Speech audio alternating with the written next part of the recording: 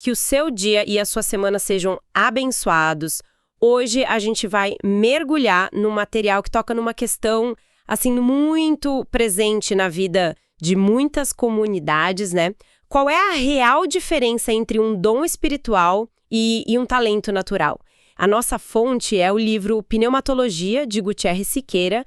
A nossa missão aqui é desconstruir algumas ideias que talvez a gente tenha como certas, sabe? Quando se fala em dons do espírito, a mente logo vai para coisas como profecia, cura, falar em línguas, coisas, digamos, espetaculares. Mas e a pessoa que organiza as finanças da comunidade com uma maestria incrível? E o músico que compõe uma melodia que toca a alma de todo mundo? Ou até a pessoa que tem uma habilidade fora do comum para acolher os outros? Isso é só talento ou tem algo mais aí? É essa fronteira que a gente vai explorar hoje. Ok, vamos começar a desvendar isso porque o autor já começa quebrando uma expectativa gigante. Ele nos leva para um lugar inesperado na Bíblia, o livro de Êxodo. Normalmente, quando a gente pensa na primeira pessoa a ser descrita como cheia do Espírito de Deus, quem vem à cabeça? Um profeta, talvez? Um líder como Moisés? Exatamente. É o nosso reflexo condicionado. Mas a fonte aponta para uma figura completamente diferente, Bezalel. E Bezalel não era um profeta nem um sacerdote. Ele era um artesão, um designer.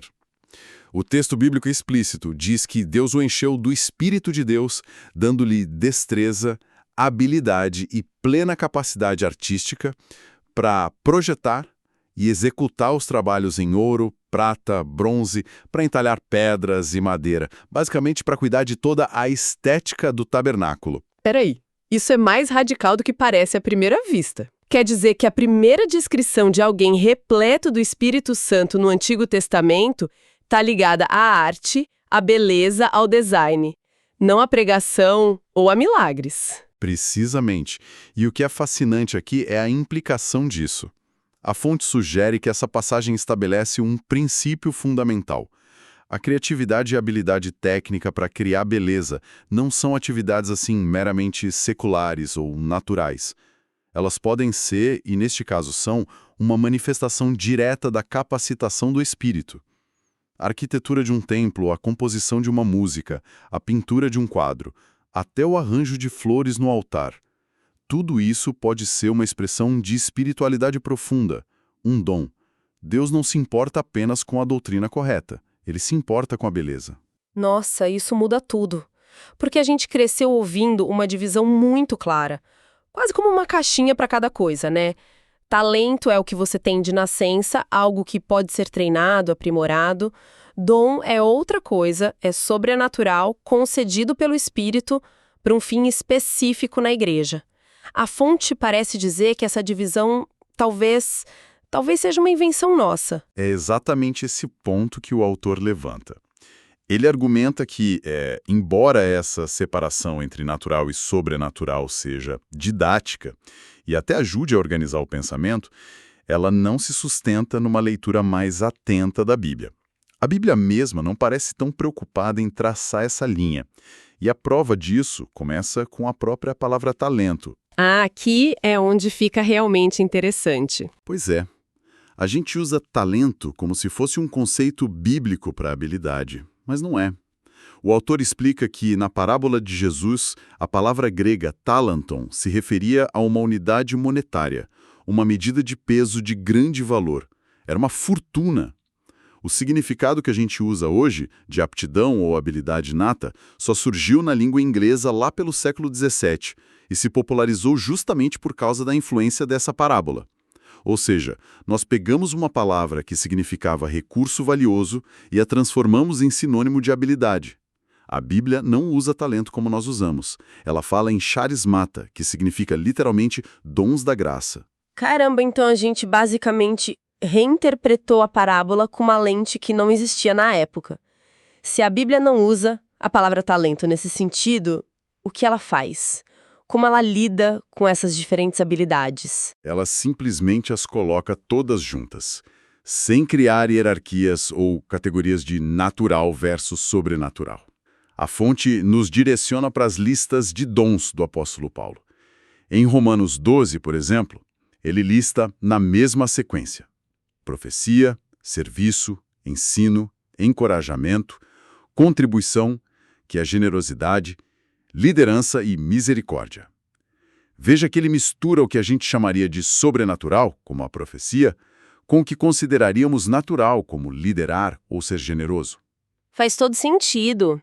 E em Coríntios 12 é a mesma coisa, não é? Cura e línguas estão lá. Mas também estão ajuda, administração, habilidades que hoje a gente talvez atribuísse a um bom gestor ou a uma pessoa com grande coração, e não necessariamente a um dom espiritual. Exato. Para Paulo, a origem era a mesma.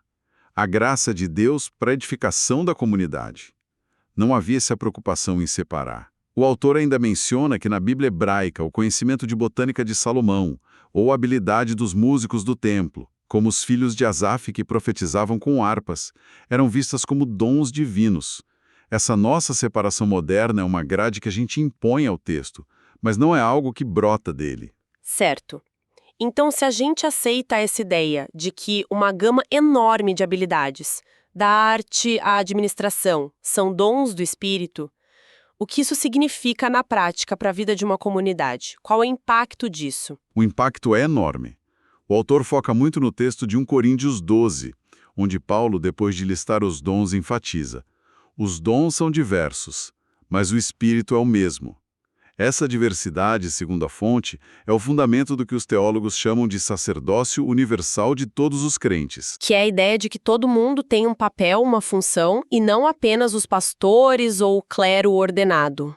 Exatamente. A saúde e o crescimento da igreja não dependem de uma ou duas pessoas ungidas no púlpito.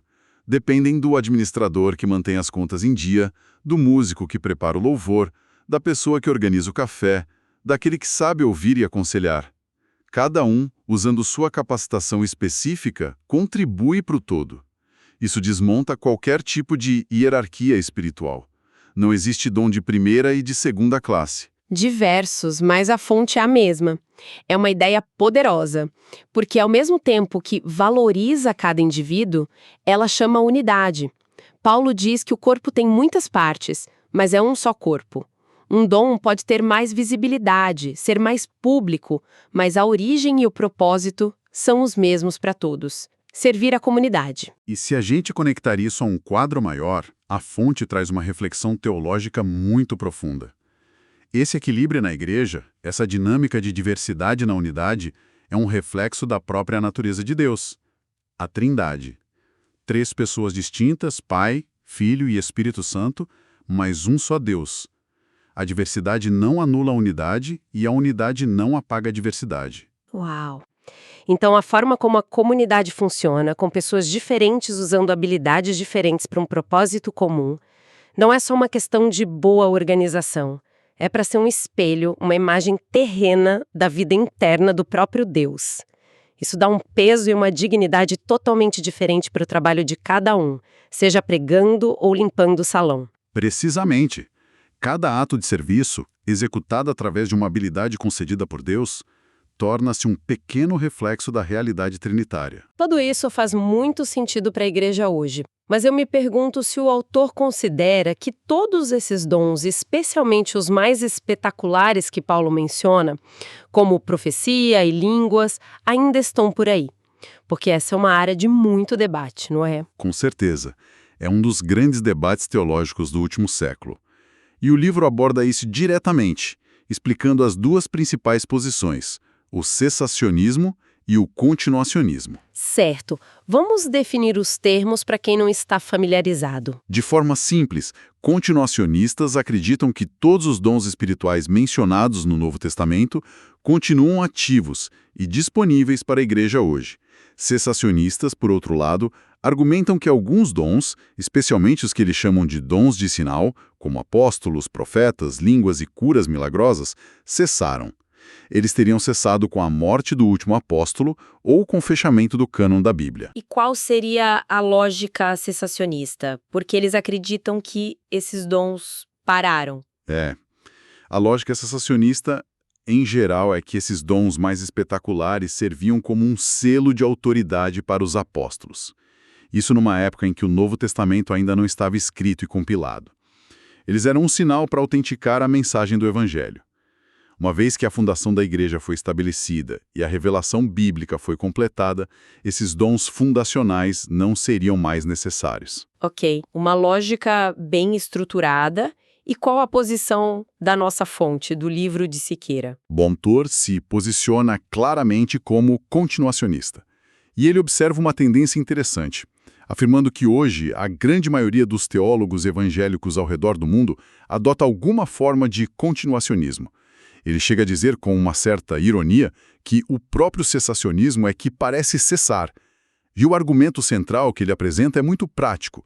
Se a visão cessacionista estiver correta, o que a gente faz com as longas passagens de Paulo em 1 Coríntios, capítulos 12, 13 e 14, elas se tornariam em grande parte apenas um registro histórico de como a igreja primitiva funcionava. Perderiam sua aplicação direta para nós. Seria como ler um manual de instruções para um aparelho que não é mais fabricado. O autor argumenta que Paulo escreveu para a igreja de todas as épocas, e suas instruções sobre como administrar os dons na comunidade continuam tão relevantes hoje quanto eram em Corinto. Então, o que tudo isso significa, juntando todas as peças? A análise que o livro nos propõe é que a linha entre talento e dom espiritual é, na melhor das hipóteses, muito tênue. E talvez, teologicamente, ela nem exista. A proposta é ver toda e qualquer habilidade que a gente tem como um presente, uma graça de Deus, que deve ser usada por um propósito maior. Exatamente. O ponto central não é a origem da habilidade, se ela parece inata ou se surgiu do nada, mas o seu propósito e a sua fonte última.